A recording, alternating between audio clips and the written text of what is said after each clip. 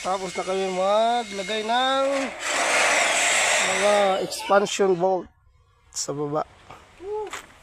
Yan. Bukas o ngayong hapon magsimula na kayo maglagay ng mga bolt dito sa mga dugtungan.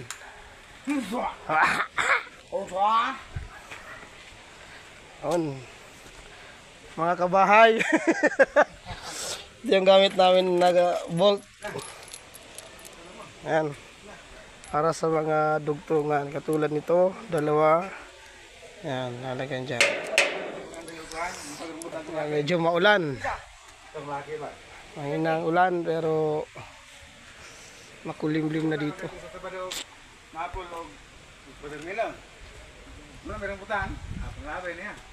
That's all for today mga kabakal. Ay ay ay. Arriba.